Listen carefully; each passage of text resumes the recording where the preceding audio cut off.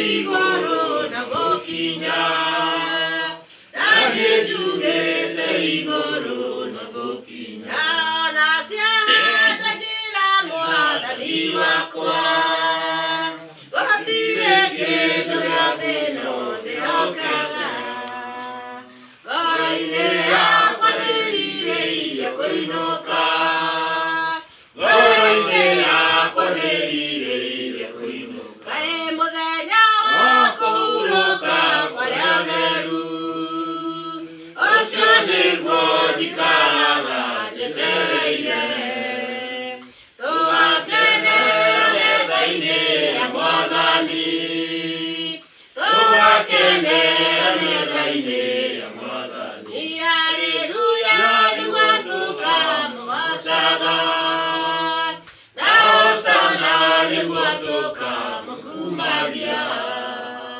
Tũriganĩirwo nĩ mbara na maithori Tũriganĩirwo nĩ mbara na maithori Jesũ mũtharaba wakwa rĩu nĩ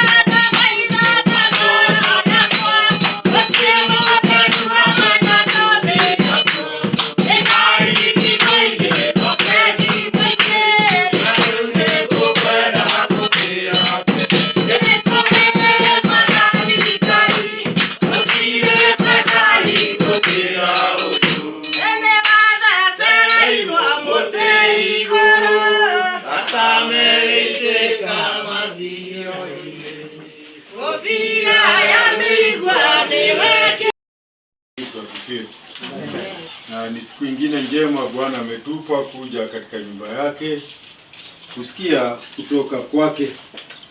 Ni Mungu wa ajabu, ni Mungu mwema, daima huwa anafanya mema. Kwa hivyo tunakuwa na wakati mzuri tukimruhusu katika maisha yetu. Tunaingia katika somo letu la leo. Tuko katika Wagalatia mlango tu wa kwanza ambao tulianza wiki iliyopita, na leo tunaona neno linaitwa upya. Wiki iliyopita tukaona ya kwamba tumehesabika kuwa na haki, kuwa haki. Yaani nikisimama sina mambo wewe unaweza ukaniuliza. Labda kama utaniuliza ni yangu na wewe. Lakini si mimi na Mungu. Mungu, katika Mungu nimehesabika kuwa mwenye haki. Sasa tatizo ambalo linaonekana likuwa hapa ni ya kwamba kuna mafundisho fulani yalikuwa yameibuka, yameanza kupata mizizi kati ya watu, na yalikuwa si mafundisho sahihi, yalikuwa mafundisho ambayo ni kinyume na yale yalikuwa yamehubiriwa kwanza. Ni kweli tukiwa hapa duniani tutakutana na mambo mengi, na tutakutana na watu tofauti. Kama vile nimesikia moja akitaja, kuna mtu atasimama na awaambie hivi, na usikia watu wanafuata, mimi nafuata fulani. Lakini injili ni ile ile. Na injili Paulo yeye mwenyewe alisema si yeye mwenyewe aliamua, lakini ni neno alipewa baada ya kukutana na Yesu Kristo. Na sisi pia kama mashahidi wa Yesu Kristo ni hivyo hivyo. Kile tumepokea wakati tumekutana na yeye akatubadilisha, basi katika kutubadilisha tukajukumishwa kuendeleza hiyo injili. Sasa tunaambiwa kitu kinaitwa upya. Ni upya wa nini? Kwa sababu hao watu walikuwa kuna watu walikuwa wanataka kuwarudisha kwa mambo ya kale. Hivyo ndio waliambiwa, na akashangaa akasema, namna gani nyinyi? Ni muda tu mfupi tumekuja, tumehubiri, tumekaa na nyinyi, tumewaeleza agano jipya, na sasa tena kuna mtu anataka kuwarudisha katika agano la kale. Upya. Wagalatia ni mlango wa kwanza 13 mpaka 24. Kuna mambo machache ambayo tutaangalia. Jambo la kwanza ni mstari wa 13 na 14. Naambiwa kitu kinaitwa kale. Kale ni kitu ambacho kimepita, si ndio? Hapo zamani za kale, si ndio? Basi sasa angewaambia zamani za kale. Hebu tuambiwe 13 na 14 kulikuwa nini kale?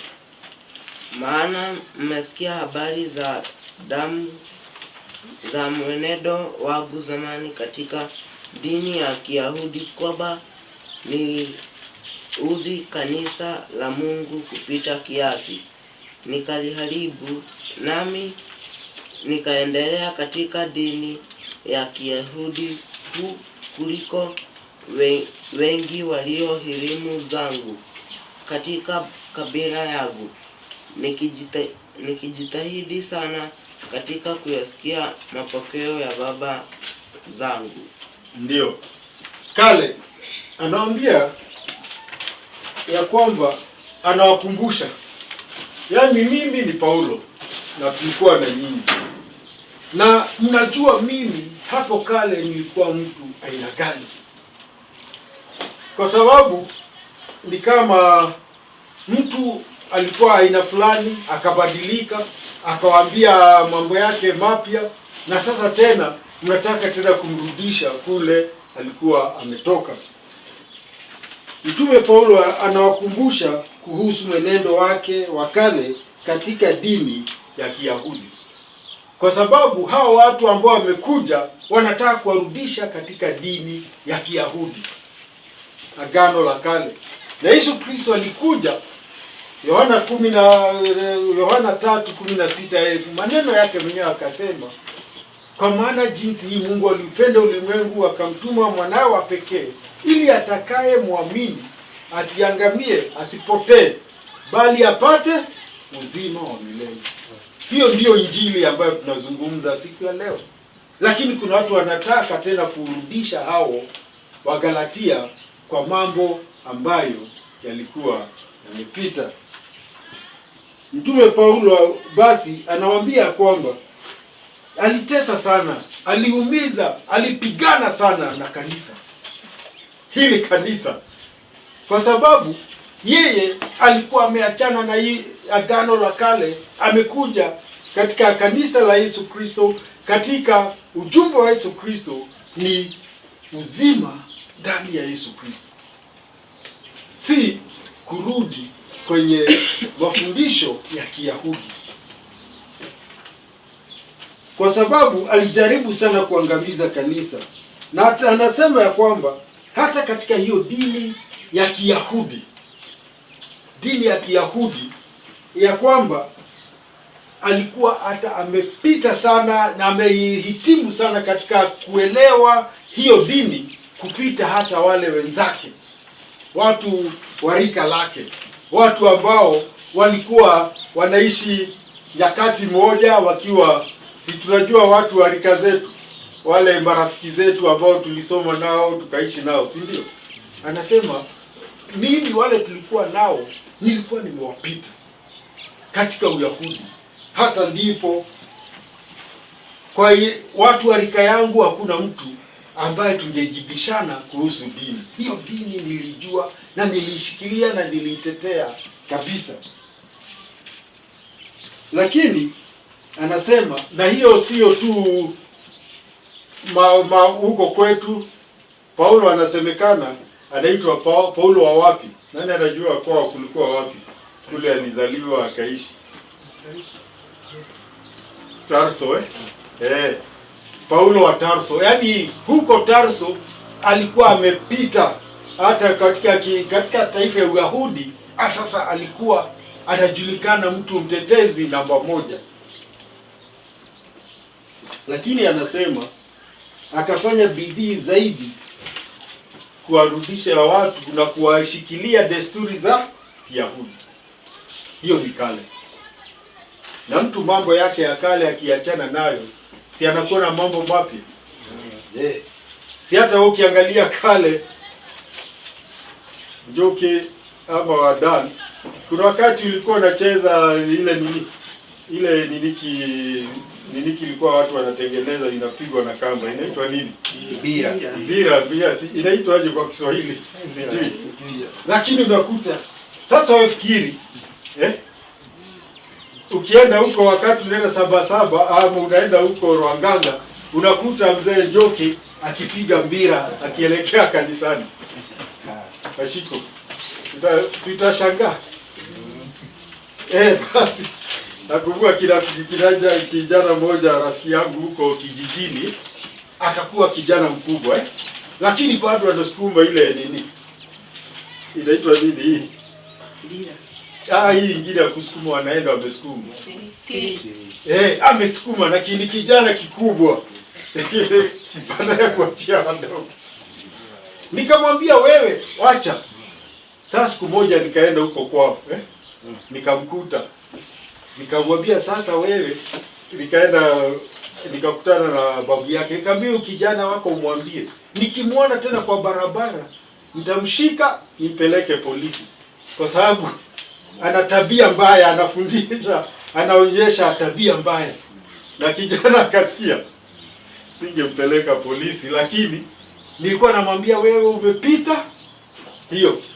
Sasa ndio hapo anaambia kale, na tuliambia iliyopita si nini? Si ndwele, tufanye nini? Lakini yaliyopita tufanye nini? Sahau. Ya kwamba yaliomo sasa na yajayo tufanye nini? Tuyagange. Sasa alikuja akawaganga na wakaamini injili ya Yesu Kristo, wakakuwa na ushuhuda, wakaimba vile tunaimba hapa, Lakini watu wengine wakamwambia hapana, kuna ufunuo mpya. Na nikawaambia utakuta mambo kama hayo yanakuja hata siku ya leo. Utasikia kuna nabii fulani na anawaambia yeye alienda mbinguni. Sijui kama ni kweli. Niliona katika mtandao kuna nabii mmoja anasema ati alikuwa ameenda kutembea mbinguni, na alipokuwa akitembea mbinguni akasikia sauti inasema tutam. Sasa anasema hivyo ati alikuwa mbinguni akasikia. Sasa wewe wakati huu ama mwingine juzi tu hii wiki ndio nimesikia hiyo story. Huyo alikuwa anakula ugali akala. Sasa ndio hiyo. Sasa watu wana hiyo. Na utasikia watu wakisema nabii amefanya nini? Kama Njoki ni wake atasema hapana, nabii akisema. Kuna watu wamekuja hivyo. Na kuja na uvuo na mshindo mkubwa, na wanakuja na nguvu. Na watu wanawafanya nini? Sasa mkikumbuka katika tulipokuwa tunasoma tunajifundisha katika kitabu cha Matendo, kuna wakati wa hawa akina Petro walishikwa, si ndio? Na wakapelekwa kesi. Alafu mtu mmoja akamwambia hapana, nyinyi alikuwa tofauti kati hao walikuwa wanawafanyisha, akisema si tumeona watu wengine wanakuja wanasimama, mmoja akachukua watu wakaenda milimani mingine, lakini wote walikwisha. Lakini huyu Yesu vile unasikia hao akiongea, huenda tunapigana na nani? Na Mungu. Sasa ndio hivi. Kwa hivyo vita vilikuwa hivyo, lakini sasa inaonekana hata baada ya Wagalatia kuamini, kuna mtu mwingine anataka kuwarudisha kwa mambo ya kale, wawe Wayahudi. Katika Isaya 43:18 tunaambiwa hivi, Isaya, msiyakumbuke mambo ya kwanza, wala msiyatafakari mambo ya zamani. Ati msiyakumbuke nini? Mambo ya kwanza. Kusema kukumbuka hapa si ati kukumbuka tu usikumbuke, kwa sababu kitu ikiwa kwa akili si iko. Juzi katika kikundi fulani cha wale tulikuwa vijana pamoja kanisa moja, wakaanza kusema vile utoto wetu ulikuwa. Hatujasahau, lakini sasa ukinikuta katika huo utoto utashindwa, huyu mzee kuna kitu ana kasoro fulani, si ndio? Mnikute hapo mimi nikicheza hiyo nikipiga hiyo tiri, mimi nimeenda mbio, utasema kuna kasoro. Kwa hivyo ndio tunaambiwa tusiyakumbuke, si kukumbuka kwa akili, lakini kutaka kukumbuka kurudi huko. Kwa sababu hapo ukisoma hiyo Isaya, Bwana Mungu hapo mbele anasema kwa sababu mtafanya kazi mpya. Kwa hivyo ya nyuma achaneni nayo, na tufanye hivyo. Mathayo 5:58 inasema, mmesikia kwamba imenenwa jicho kwa jicho na jino kwa jino. Maneno ya nani hayo? Bwana Yesu. Ati mmesikia imenenwa, na ilikuwa hivyo. Agano ambalo lilikuwa hapo la kwanza lilisema hivyo, ati uking'oa mtu jino na wewe unashikwa, unafanya nini? Unang'olewa. Ukitoboa mtu jicho na wewe unashikwa, lako nalo linafanywa nini? Unatolewa. Huyu mzee wa Juma atakumbuka kuna bwana mmoja alikuwa anaitwa Hammurabi, si ndio? Zamani. Na Hammurabi akatengeneza sheria hivyo, ati ukijenga nyumba, wewe fundi kama fundi Gibson, ni fundi, si ndio? Ukienda ujenge nyumba ibomoke, umejenga ibomoke, wanakuja na yako wanaibomoa yako, ndio mtoshane. Hiyo ndio ilikuwa sheria. Yesu akasema lakini mimi nimesema hivi. Sasa utasikia hiyo ya kwanza ama vile Yesu amesema. Yesu akasema hapana. Ukaambiwa hata mtu akikuudhi unamuombea. Zamani walikuwa wameambiwa ati upende rafiki zako, adui zako ufanye nini? Wachukie. Sasa unaambiwa adui wako ufanye nini? Umpende huyo. Sasa hiyo ndiyo kale na sasa. Hatuwezi kurudi kwa kale. Lakini kuna watu utasikia siku hizi watu wanataka turudi kwa kale. Ati tukumbuke mababu zetu nini, si ndio? Unasikia mtu amegonjeka, unasikia watu wameanza utaalamu wao. Huyo labda baba yake, labda nyanya yake, labda walifanya, si ndio? Lakini sisi hatuko kwa hiyo. Jambo la pili, si amewambia kale. Kwa sababu kuachana na mambo ya kale, mtu anabadilika, si ndio? Unaanza mambo mapya. Sasa tunaona kugeuka. Anaeleza kugeuka ambako kulitokea. Ni 15 mpaka 17. Lakini Mungu aliyenitega tangu tumboni mwa mama yangu, akaniita kwa neema yake. Alipoona vema kumdhihirisha mwanawe ndani yangu, ili niwahubiri mataifa habari zake.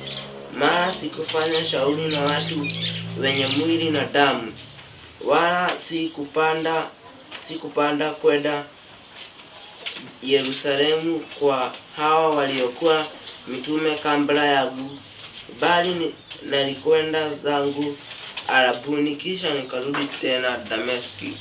Sasa anasema mimi nilikuwa mtaalamu wa sheria, ya kwamba hakuna mtu alikuwa Myahudi kama mimi. Tuseme ni kama dini zetu, si tulikuwa na dini zetu za kiasili. Na kulikuwa watu walijua desturi hizo na walikuwa wanafundisha. Hata siku hizi kuna wakati, siku hizi sionagi television, kuna wakati nilikuwa naona watu, kuna kipindi ilikuwa inaitwa Udoirewi. Unaambiwa vile watu walikuwa wanafanya, sijui mtoto akifanya hivi anafanyiwa hivi, akifanya hivi akiwacha kunyonyeshwa sijui anafanywa nini. Nikasikia nikashindwa, sasa huyu anataka turudi kwa nini? Na unaambiwa usipofanya hiyo kuna nini? Madhara. Mimi nimeokoka. Sasa tena nitarudi tena kwa hiyo desturi yetu. Ati ikifika hivi nafanya hivi, natoa mbuzi, natoa kondoo, nafanya. Sasa anasema kugeuka kwake.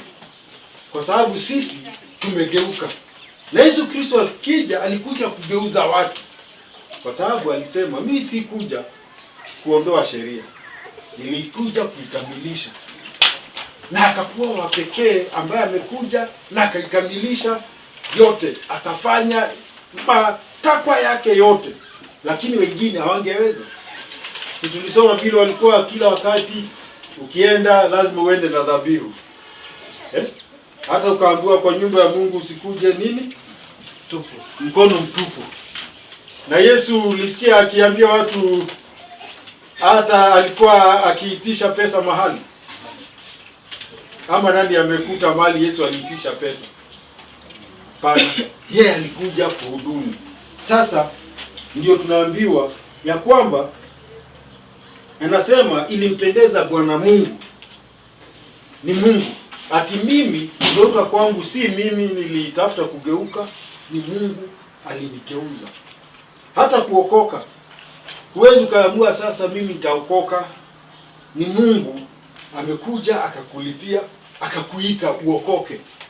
Si wewe unaamua acha niokoke. Mungu tayari amekulipia, si ndio?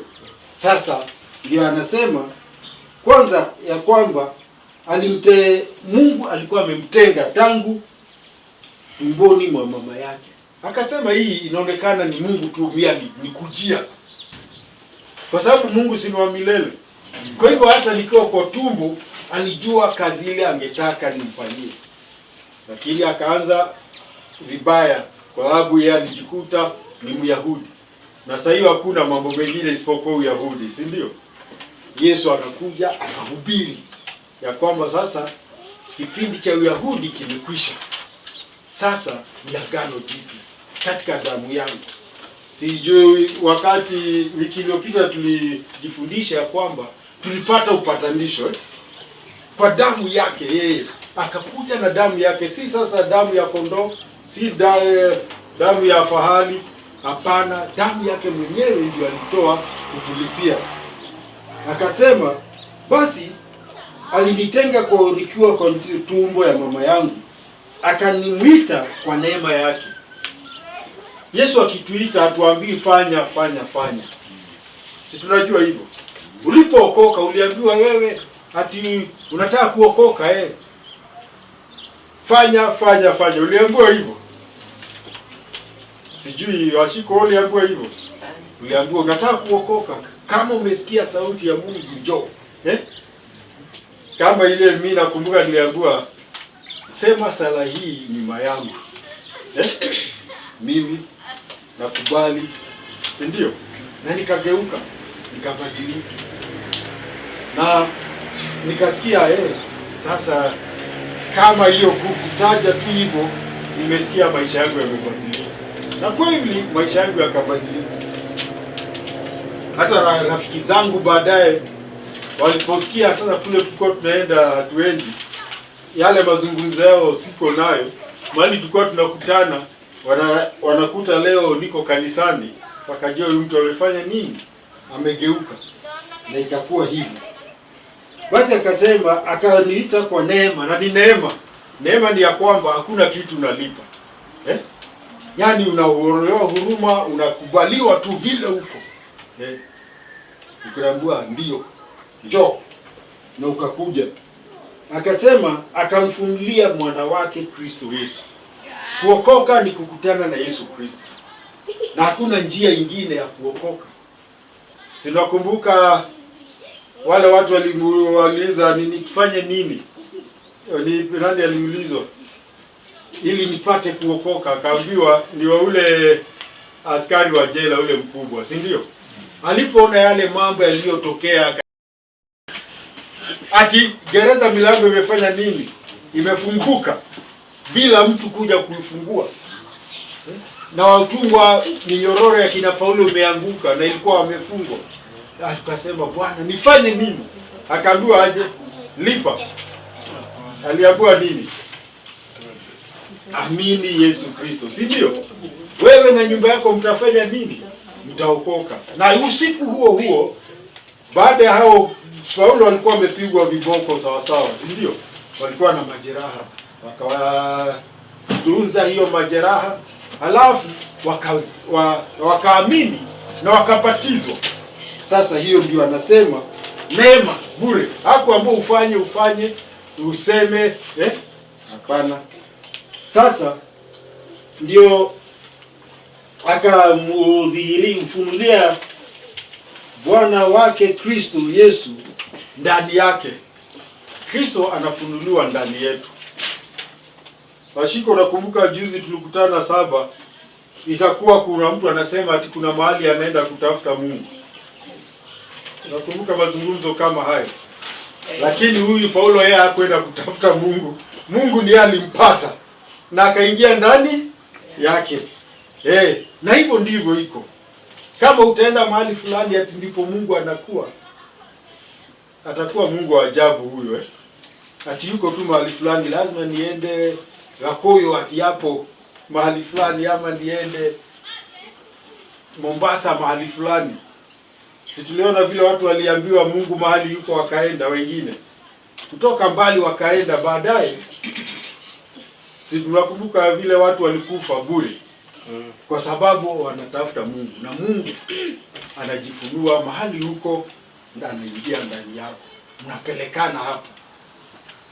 Kwa hivyo hakuna kutafuta Mungu mahali. Mungu yuko kila mahali na yuko ndani yetu. Yesu Kristo mwenyewe ndiye alisema ati mimi mkiniamini na neno langu likae ndani yenu, hata mimi nitafanya nini? Nitakaa ndani yenu. Kwa hivyo hakuna kwenda kutafuta. Paulo yakasema nilifunuliwa Kristo Yesu ndani yangu, sasa akakuwa yuko ndani yangu. Ndio akasema basi Kwa hivyo mara moja tunaambiwa, haya anasema siku kwa wakati ilitokea hivyo, anasema apate kaambiwa kuhubiri Kristo Yesu miongoni mwa mataifa. Sinamkumbuka akiwa juu ya ilikuwa juu ya farasi ama punda, farasi wakati alikuwa anaenda Dameski, si ndio? Akaanguka. Akauliza Paulo, mbona unanitesa? Vile hata wewe ukiwa tuseme mahali kwa farasi ama mahali uanguke chini, usikie sauti, si utajua hiyo si mchezo sasa. Akasema, wewe ni nani Bwana? Akasema, mimi ni Yesu Kristo. Alijibu nini?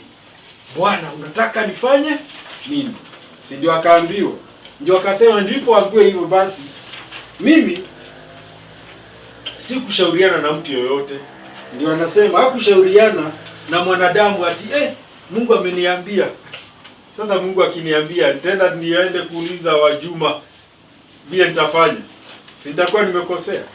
Sasa akasema sikushauriana na mtu yoyote, lakini hata si kwenda Yerusalemu. Si Yerusalemu ndio wale watumwa wakubwa walikuwa akina Petro, si walikuwa huko? Akisema hata Yerusalemu mimi si kwenda. Mimi nilichukua safari yangu nikaenda Uarabuni. Anasema akaenda Uarabuni, na huko Uarabuni akakaa. Hata kuna mahali amesema miaka ile alikaa. Ilikuwa miaka 3 sikumbuki. Lakini alikuwa Uarabuni peke yake na nani? Na Mungu. Washiko. Hakuenda kutafuta Mungu. Mungu akamuongoza akaenda Uarabuni, wakakuwa na wakati na yeye. Aliafu baadaye akarudi Dameski. Mahali ambapo alikuwa ameenda kupiga kanisa. Lakini tayari ametambulika kwamba sasa ni mtu tofauti. Kwa sababu si alikutana na huko na ule alikuwa anaitwa nani? Anania. Ule alimkuta huko. Na Mungu alikuwa ameongea naye. Kwa sababu hata alipomkaribisha alimwambia ndugu Paulo. Ndio alimuita ndugu. Kwa sababu alikuwa amemwambia huyu sasa amebadilika. Kwa hivyo kuna huko kugeuka, tumebadilika. Akarudi tena Dameski na akaendelea na huduma yake. Funzo tunaliona Mwanzo 17:19. Inasema hivi, Bwana Mungu akasema, sivyo, lakini Sara mkeo atakuzalia mwana wa kiume, nawe utamuita jina lake Isaka. Nami nitafanya agano langu imara kwake kuwa agano la milele kwa ajili ya uzao wake baada yake. Hiyo ndio Mungu anafanya. Wakati tunakutana naye, tunamruhusu aingie katika maisha yetu na tunaruhusu kufuatana naye, tunamruhusu atuongoze kule tutaenda na kufanya. Hiyo inakuwa ni nini? Ni agano. Na kama hivi tunaona hapa, tunaona ni agano lilikuwa la milele. Agano lilianza na Ibrahimu wakati waliambiwa nitakufanya wewe uwe taifa kubwa. Ndio huyu Bwana Mungu akamwambia, alikaona njia tofauti ambayo ingeendelea, kwa sababu aliambiwa nitakupa mwana. Akaona sasa mimi nimezeeka, hali yangu haiwezekani. Akaambiwa hapana, mimi nilikufanya nini? Nilikuahidi. Na vile nilikuahidi, Sara atakuzalia mtoto. Alisema acha Ishmaeli awe ni yeye. Mungu hasaidiwi. Kweli wajua? Mungu hatusaidii. Yeye ana uwezo wote. Lakini wanadamu saa nyingine kama wanadamu tunajaribu kumsaidia kwa njia tofauti. Yeye njia yake ni ile. Alimwambia usijali mimi kama Mungu nitakupa mwana, na huyo ndiye ataendeleza. Na hiyo ukifuata hiyo historia inaenda mpaka Bwana na Mwokozi wetu Yesu Kristo anapatikana katika huo uzao. Na leo Adamu tunakumbuka tukiangalia wakati wa kujifunza Biblia ilikuwa 49, si ndio? Mwanzo 49. Katika kubarikiwa tunaona mtu anaitwa Yuda, na katika hiyo familia ya Yuda ndipo Yesu Kristo akatokea. Ahadi ile ya Ibrahimu miaka mingi imepita, sababu ahadi za Mungu huwa imara, si kama za wanadamu. Mimi leo nitakuahidi, lakini tukitoka hapo tufikie saba nikupatie. Si tumeona hivyo?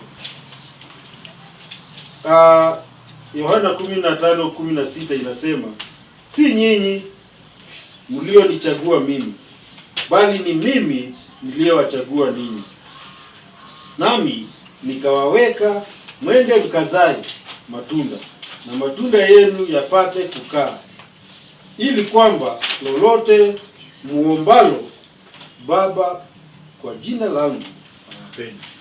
Ya kwamba Yesu Kristo mwenyewe ndiye alikuja na akatuita, sio sisi tulienda kumtafuta. Kwa hivyo Mungu hatuendi kumtafuta Mungu, kwa sababu hata ukienda kumtafuta sijui utampata wapi, atuambie hapo ndipo yuko Mungu.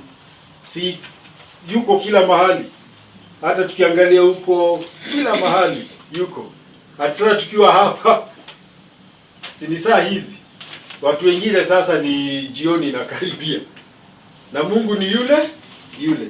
Kwa hivyo vile tunaambiwa ni ya kwamba yeye ndiye ametuchagua, na Paulo akasema mimi Mungu akanichagua, na kazi ikakuwa ni kumzalia matunda sawa sawa na ile nimeitia.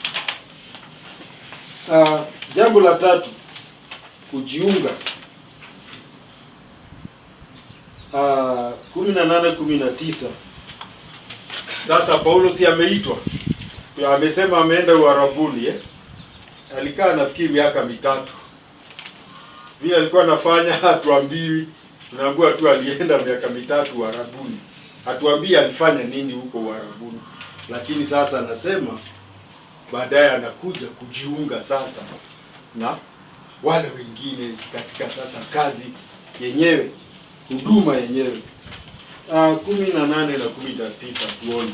Kisha baada ya miaka 3 nilipanda kwenda Yerusalemu ili nionane na Kefa, nikakaa kwake siku 15, lakini sikumwona mtume mwingine ila Yakobo ndugu yake Bwana. Sasa unasikia? Sasa ameenda Uarabuni, amekuja Dameski, tunaambiwa baada ya miaka 3. Yeye anaendelea tu. Ndio alienda Yerusalemu baada ya miaka 5. Akajiunga. Akaenda Yerusalemu, tunaambiwa walikaa pamoja na yeye mtume Petro siku 15. Nafikiri ilikuwa ushirika wa ajabu wa juma Petro akiwa, wewe fikiri wewe kama ungekutana na Petro akwambie vile maisha ilikuwa na Yesu. Ni hadithi ya ajabu. Ilikuwa hivi, tulifanya akasema wewe hadi mtu si unataka ule mtu alikuwa na Yesu kabisa. Siku 5 wakaongea. Na anasema hakuwa na shughuli na mitume wengine, lakini anasema alikutana tu na mmoja anaitwa Yakobo, ndugu yake Bwana Kristo Yesu. Biblia inasema Yesu Kristo alikuwa na ndugu zake, si ndio? Na dada. Sasa huyu alikuwa yule ndugu ya. Na mbeleni tunaambiwa alikuwa amwamini, lakini baadaye wakamwamini. Sasa walionana na Yakobo. Na ni ajabu, Petro ndiye aliambiwa ni yeye kiongozi. Lakini utakuta Yakobo sijui kwa njia gani akakuwa wakitoa taarifa, ni Yakobo alikuwa anatoa taarifa. Akakuwa ni kama yeye sasa amekuwa sauti. Hatujui ilitokeaje. Baadaye itakuwa ajabu.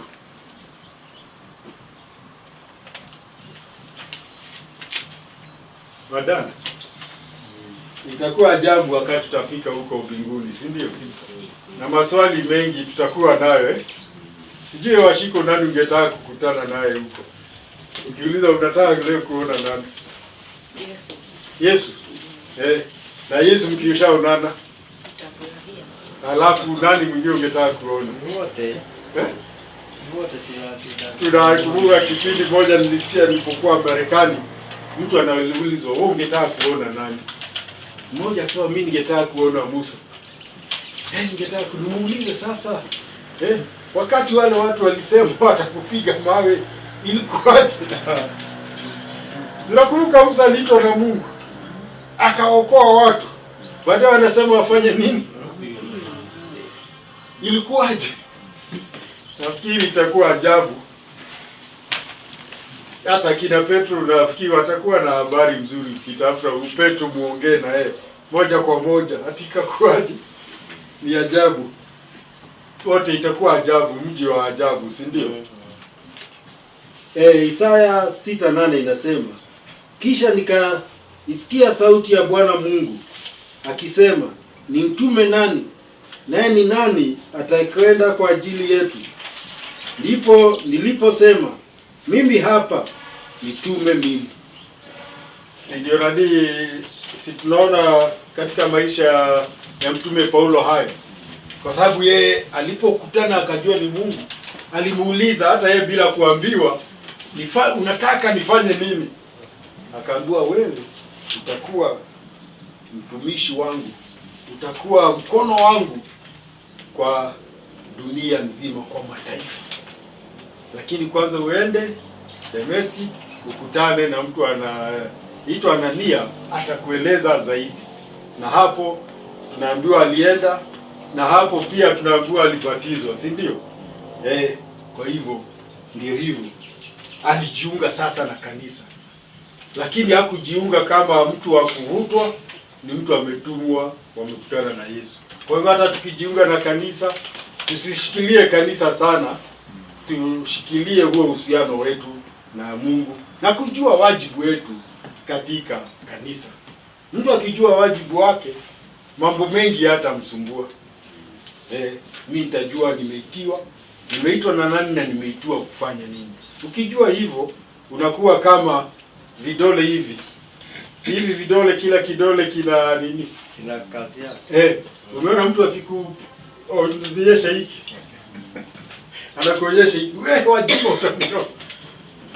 Kila kidole na mwili wote vile unafanya. Hivyo ndivyo huyu amekuja, ameingia, amejiunga na anaendelea na kazi yake. Vile tunaambiwa sisi ni mwili wa Yesu Kristo, na katika sisi kila mwili una viungo tofauti.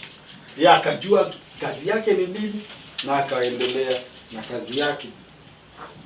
Mathayo 9:9 inasema, naye Yesu alipokuwa akipita kutoka huko, aliona mtu ameketi forodhani aitwaye Mathayo, akamwambia, nifuate.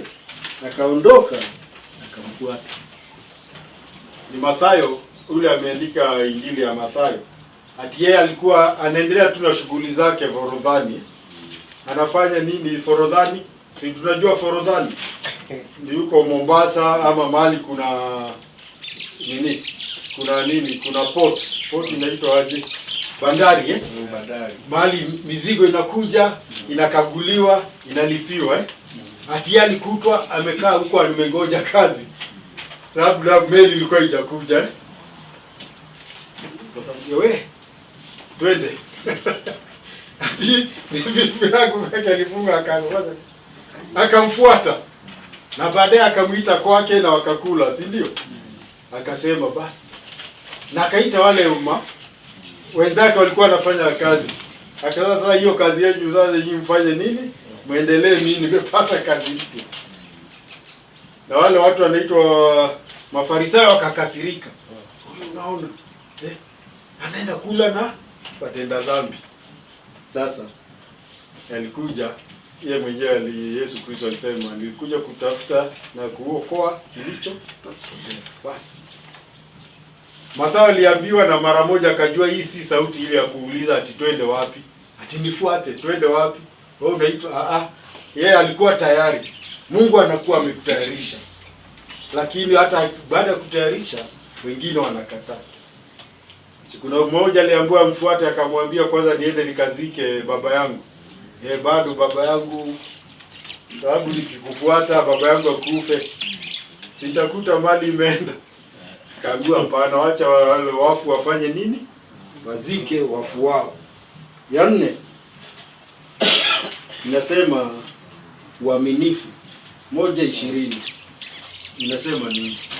Na haya ninayowaandikia, angalieni mbele za Mungu, sisemi uongo. Haki si mimi nawaandikia mimi ambayo mnanijua, mjue kile nawaandikia, naandika mbele ya Mungu, si mambo yangu mimi nawapatia. Najua vile nawaambia mbele ya Mungu. Siku ya leo watu wanasema haki ya Mungu, si ndio? Bure tu, hata kitu si Mungu. Nati haki ya Mungu nitakugonga. Sasa wewe Mungu anakujia wapi hapo wewe na kugonga mtu? Haki ya Mungu hiyo pesa nitakuletea kesho. Hapana. Hapa yeye anasema anaongea ukweli. Hasemi uongo. Kwa hivyo kama mmeambiwa kitu na mnafuata hicho kitu, mjue mimi nawaambia ukweli mbele ya Mungu. Kwa sababu hiyo mambo niliwaletea nilipewa na Mungu. Hata sasa nikiwaandikia sisemi uongo mambo yangu, ati najaribu kujitetea. Kwa hiyo sisi tusikiwe watu wa kujaribu kujitetea. Tuseme tu ule ukweli tunao, ule ukweli tumefunuliwa, mpendeza Mungu. Usijali, kuna watu hawatakubali, kuna watu watatudhihaki, wengine watacheka, lakini tujue tuko katika Mungu na tunaongea ukweli mbele za Mungu. Katika kila kitu tunafanya. Ukiambia mtu vile unataka, hebu mwambie tu ukweli.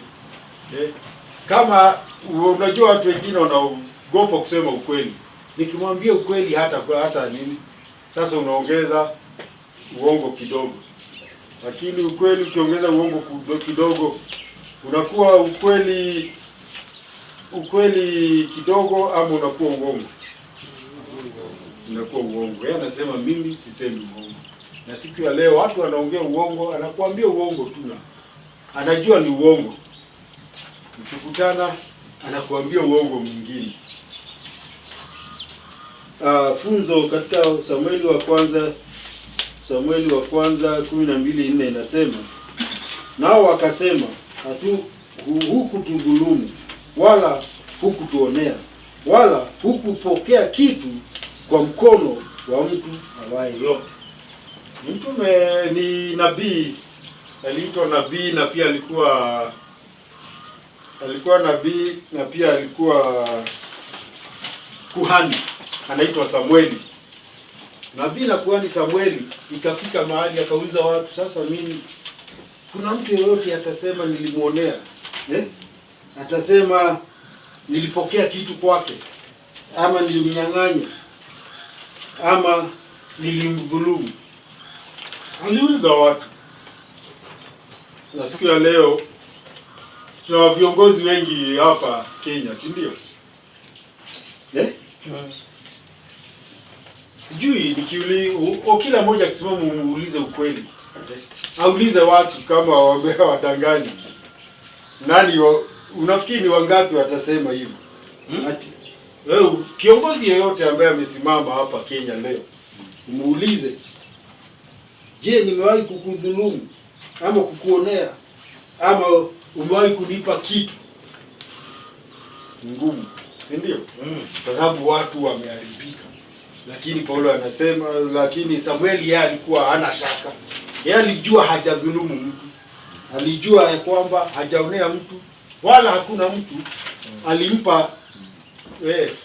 Si watu wanaambiwa enda ujue vile utafanya, hii kesi yako ni mbaya sana, lakini si watu waambiwa ukifanya hivi leta hii.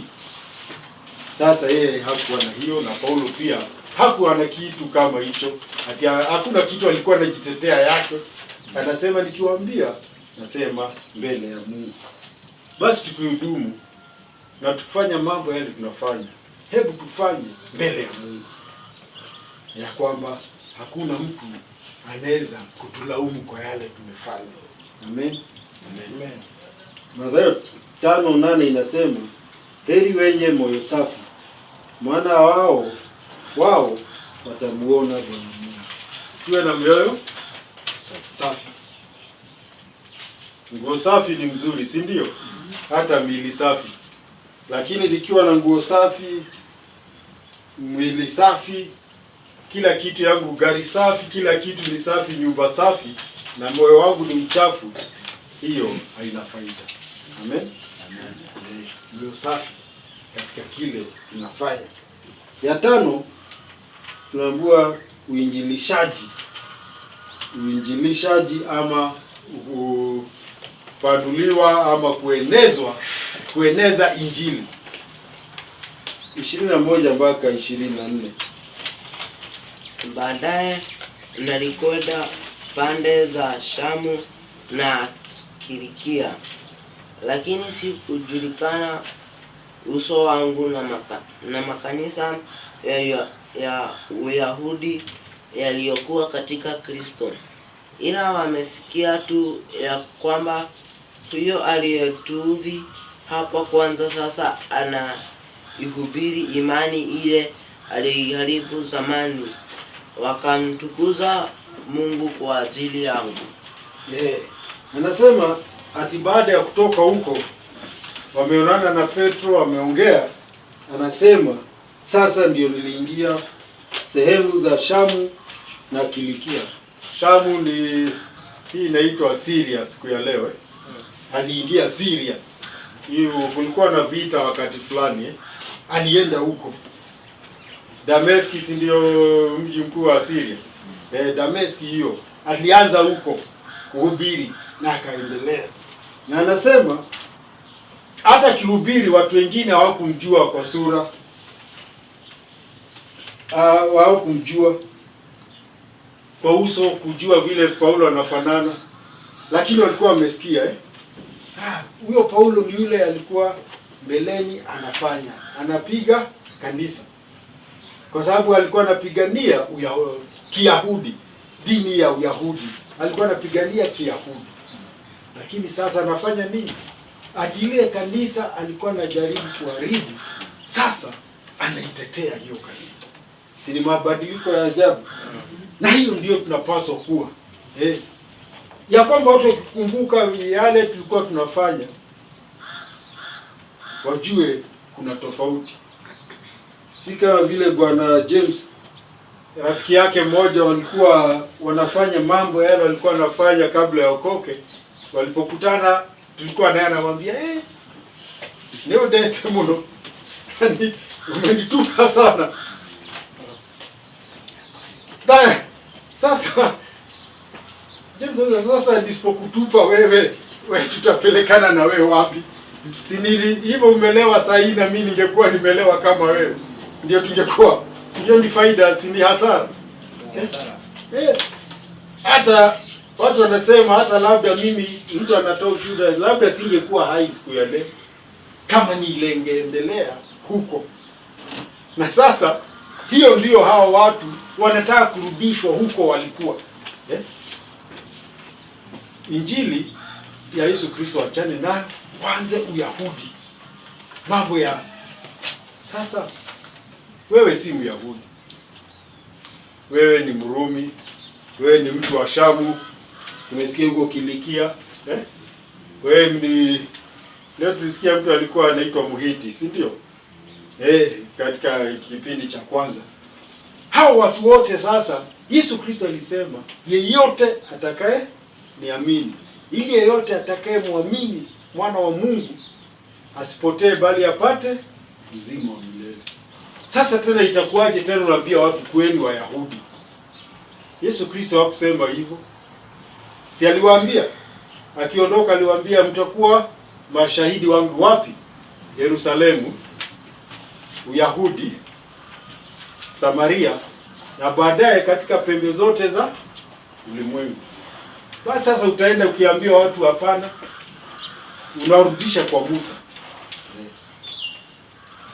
Hapana, yeye akasema hiyo ndio injili. Injili ni kwa wote na alifanya kazi yake. Na siku ya leo tukiwa hapa Sabasaba tunaongea mambo ya mtu ambaye alisikia sauti ya Mungu akaifuata na akajitoa kwa hiyo sauti na katika hiyo huduma. Kuna hiyo kitu kinaie hapo, anasema ya kwamba ati wakamtukuza Bwana Mungu kwa sababu yake. Na ni vizuri tutafute hiyo ati watu wakisikia habari zetu wanamtukuza Bwana Mungu kwa vile tumebadilishwa na kwa yale mambo tunazungumza sasa.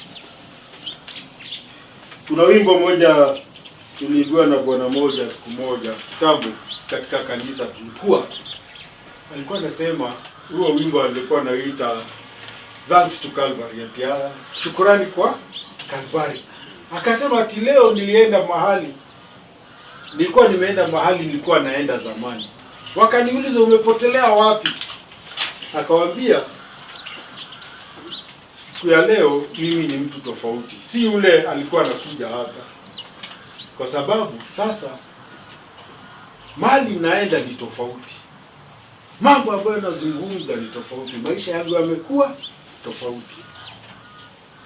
Na ni kweli, wakati maisha yetu yamebadilika, unakutana na ule mtu uliacha pale kwenye matope na bado yuko kwenye matope, watu watashukuru Mungu, waseme kweli ulifanya uamuzi mzuri. Basi tumwishie Mungu hivyo kwa ukweli huo. Amen. Wazo kuu ni hili katika 1:20 inasema, na hayo ninayowaandikia angalieni, mbele ya Bwana Mungu sisemi uongo. Wagalatia 1:20, ya kwamba tukiongea maongezi yetu, mazungumzo yetu yawe ya kweli kila wakati. Amen. Tujue tuko mbele ya Mungu. Na tafakari 1:15 inasema, Wagalatia, lakini Bwana Mungu aliyenitenga tangu tumboni mwa mama yangu akaniita kwa neema yake. Tumeitwa kwa neema ya Mungu, na Mungu anatujua vizuri, kwa sababu hata kabla tuzaliwe tutoke tuje kwa hii dunia alikuwa anatujua na alikuwa ametupangia mambo mazuri.